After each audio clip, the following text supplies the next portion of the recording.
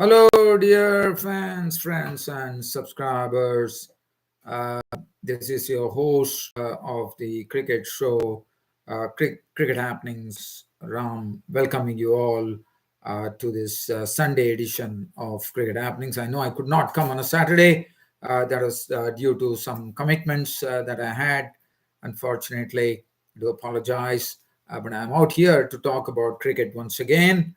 And this particular cricket show, I have to start off on a very somber note here with the former West Indies wicketkeeper batsman David Murray passing away in his native Barbados at the age of 72. Now, just for people to know David Murray, first let me start off with that the man who had that epithet of Sir Everton Weeks. We all know the three W's that West Indies had, which were known as Everton. It was Weeks, Worrell, and Walcott who played in that particular era. And Sir Everton Weeks, the legendary Sir Everton Weeks, the reason I'm mentioning this gentleman's name is because David Murray was the son of none other than the legendary Sir Everton Weeks. So one knows that what a great father cricketer he had by the name Everton Weeks. And you know, Everton Weeks was a very dangerous player of his time. David Murray, well, he had a very, very checkered career, riddled with a bit of controversy as well. Because he was, if you look at his career, he did not play a lot of Test matches. That was partly due to his sort of an attitude, one could call, which was not really welcome in international cricket. He played a total of 19 Tests and 10 ODIs for West Indies in the era 1970s. So basically, I wouldn't say he played a much, but he was one of the wonderful glowmans, according to Michael Holding, the former great bowlers, and Malcolm Marshall, who have actually played with him. Malcolm Marshall also, as you know, is a late Malcolm Marshall. And also he came into an era where Derek Murray was this, and but the problem came when Murray went to Australia in the 1970s tour, I suppose, where Jeff Dujon was given an opportunity in place. That was because of Murray's attitude. He also refused to carry the water cart, and after that, there was no look. I mean, Murray was gone as far as international cricket was concerned. Yes, in his very brief career that he had, he got a chance when the Kerry Packer series started. When Derek Murray went on to the Kerry Packer, we know Derek Murray, what a great wicketkeeper he was. But if you look at Murray's record there, against India in Bombay in 1978-79, he made 84. Then he got a first-class double hundred in Jamshedpur. And, he was very lucky. I mean, on the 75-76 tour, it was basically the cricket authorities, the West Indian cricket authorities were going to send him back home because of some shenanigans that happened. But Lance Gibbs, the great spinner, actually, really, really saved him from that ignominy. And then after that, as I said, Jeffrey Dujon took over. We all know what Dujon did. But so it was a very checkered career. And then when finally the Ribble tour of the South Africa took place, David Murray joined the pack, and that was it. That was curtains for David Murray as far as his international cricket career was concerned.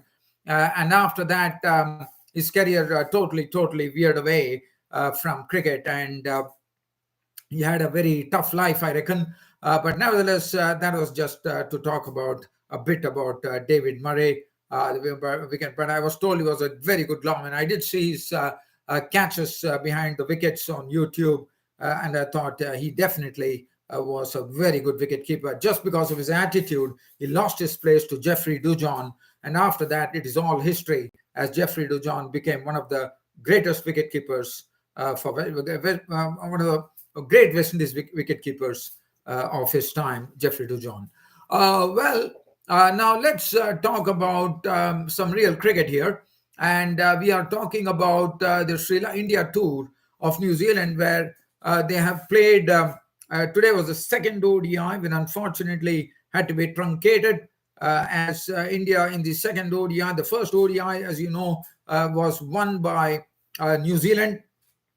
New Zealand won the first ODI, even though Surya Kumar Yadav, the 360-degree player, played all the 360-degree shots, especially the way he went after Lockie Ferguson, the pace bowler, to hit him repeatedly into the pickets and over the pickets, when he made 111 of an Indian total of 191.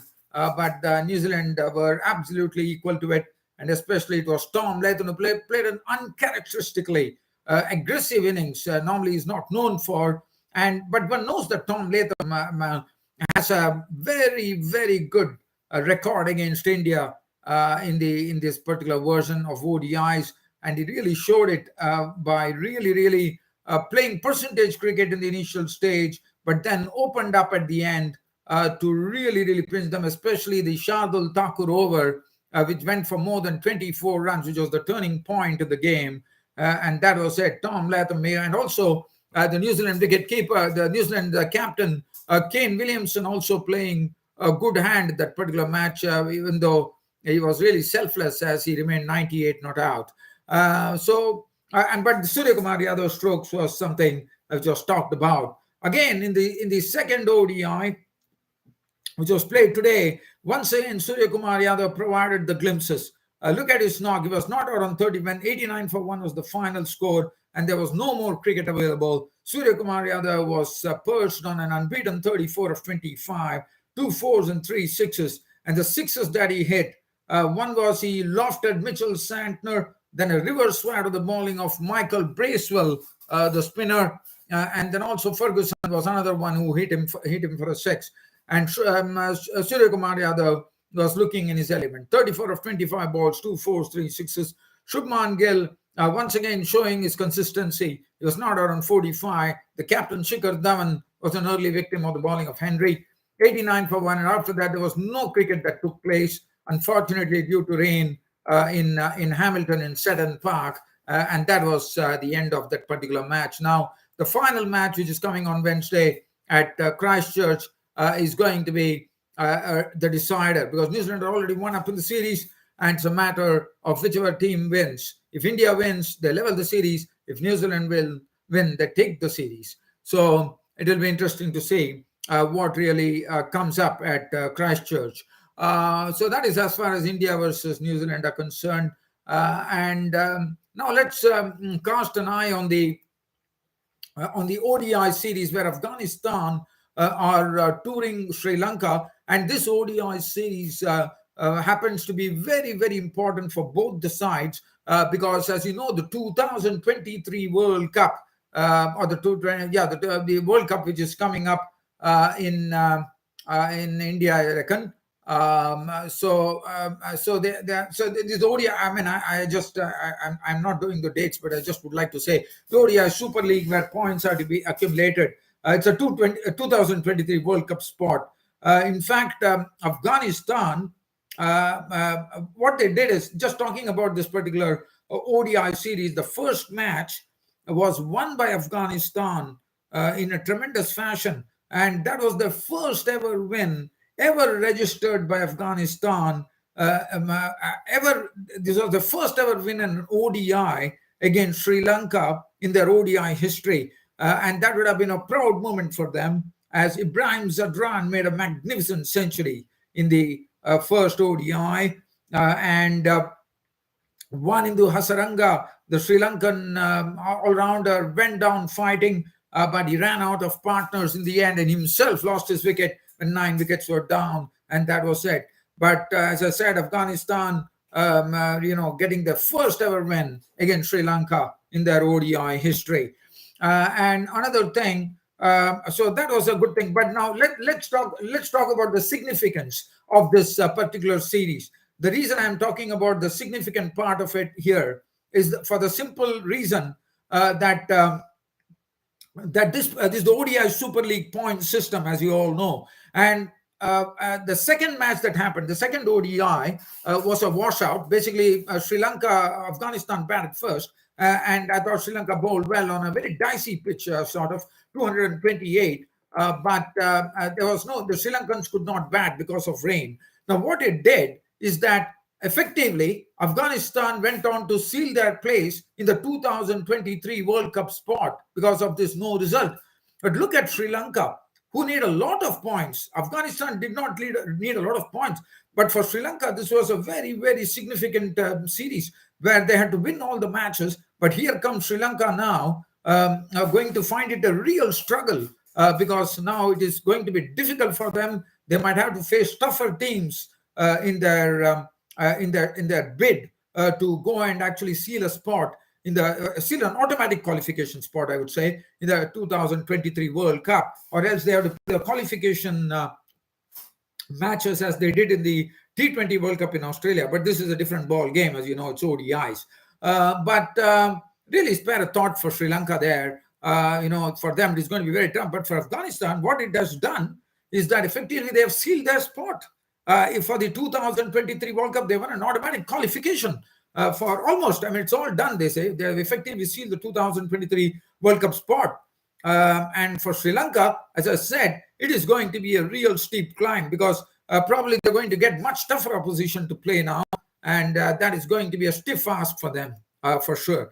So just talking about the first game, as I told you, that was something. And the second game, which was played today, Afghanistan totting up 228. The highest scorer was the opener Rahmanullah Gurbaz, who played that blistering innings that he normally plays, 68 of 73, 4 fours, 4 sixes. Other than that, Rahmat Shah made a good contribution of 58 of 78, 7 fours and 28 from Hasbutullah Shahidi. Mohammad Nabi in the end cracking a few sixes, making 41 of 34. And that was it. 228 was the final tally for the Afghanistan team, which definitely was not, but looking at the pitch, which was not very, very easy to bat on, probably the Sri Lankans still would have given themselves a chance. But looking at the Sri Lankans, as I said, the bowling, Katsun Rajita had a wonderful bowling figures. 9 overs, 2 minutes, 3 for 31. Tikshana 2 for 49. Lairu Kumara went for runs, 2 for 50 of 6.2 overs. So that was pretty costly. Hasaranga did his job that is expected to, 1 for 39 of his full quota. Dhananjay Lakshan 3 overs, 1 for 21. And Dhananjay De Silva 1 for 37, bowled superbly. So that is, for the little time that Sri Lanka got, just 2.4 overs, they were 10 for none. So definitely for Sri Lanka, as I said, they have to really, really work very hard to get the ODI Super League points to get an automatic qualification. And as I said, after Afghanistan, whatever the matches they're going to play, it is going to be all the more tough for them because they might get tougher opposition now. So nevertheless, for Afghanistan, it looks like they have already clinched their place for the 2023 World Cup. Now, the other thing, is that the Aussies had a clean sweep over England in the ODI series. Other than that, England have landed in Pakistan. They are making history. They are coming to the Pakistan shores after quite a long time, of a big height, as one could call, and that is going to be something which is going to be watched for. Other than that, I know Rehan Ahmed, the leggy, is just 18 years of age, and he has been drafted into the England team for the tour of Pakistan. And I think they have been, the experts have been impressed, especially Brendan McCullum has been impressed with his raw potential. And I think this is going to be a big opportunity for this youngster. And Rehan Ahmed, if at all he plays in the test matches against Pakistan, would be the youngest ever English batsman to make a debut. The last the former man who was absolutely had steely nerves to face the extreme pace of the West Indians. None other than the England batsman who copped a lot of body blows. His name, Brian Close, who actually was very young when he made his debut for England. So Rehan Murray, Rehan, his name Rehan. I'm just trying to get his name straight here. His name is Rehan Ahmed, I suppose. Yes, Rehan Ahmed, the leg spinner, and he's also a batsman as well. Could well make his debut, so he could actually displace the former great batsman Brian Close from his position as far as records are concerned, if at all he plays at the age of 18 years against Pakistan in the test matches that are coming up. Other than that, I'm trying to see whether there's any other cricket news that I could share with you, dear fans, friends, and subscribers. And you know, I'm just trying to see whether I can talk to you about anything else from cricket here. The other news that we have here, UAE is going to host Afghanistan for some home games. That is one thing. Other than that, Samson was dropped, unfortunately, for the second ODI, but the West Indies team, which are in Australia now, will be playing a slew of test matches against Australia. Actually had a good second tour game, one could call, where they went on to draw the game against the Prime Minister's 11 at Canberra. But the main feature for the West Indies will be very happy with this effort. After the first match, they lost to a much, I would say, a side which was did not have a lot of good players, so one was really concerned. But after this particular display that they did, this should hold them. This should give them some good confidence going into the first Test match against the Aussies in the first Test match, the pink ball test as we call it. Also, one more thing. We all know the former West Indian player who was an absolute rock for the West Indies of his time. I'm talking about none other than Shivnarine Chandrapal, who had a sort of a peculiar stance while batting, and his son, who also has a similar stance like Shivnarine Chandrapal, is named Teganarine Chandrapal. He has come here. He's young, and he scored a century in this particular drawn game against the Prime Minister's 11, which probably makes him a big contender for the spot. And why not? He is having the temperament. He has shown that he can play the waiting game. He has his strokes as well, and that is what is needed in Test matches. You need the technique. And again, the son is also following in the footsteps of his father, I reckon, the way he has played. And not only that, in the second match, he also got a 50 in the draw. So definitely, to me, he's a very strong contender for that spot. And he has the backing of the West Indies cricket as well. In fact, even the captain, Brathwaite, has spoken very highly of him. So I wouldn't be surprised if Teganarine Chandrapal would make his debut at this young age for West Indies in the first Test match that is coming up against the Aussies, as we call it. Is the pink ball Test match that is coming up against the Aussies. I think it's in the Adelaide Oval, if I'm not wrong. Well, dear fans, friends, and subscribers, I don't think there's any other cricket. I'm just trying to see whether there is anything else that I could cover for you. The Abu Dhabi T10 League is in full swing, as we all know.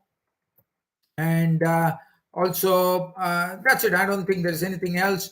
Just some local news here. The third unofficial ODI, which was, as you know, Canada is on a tour of Oman. Canada won the second game by 9 wickets after Oman won the first match.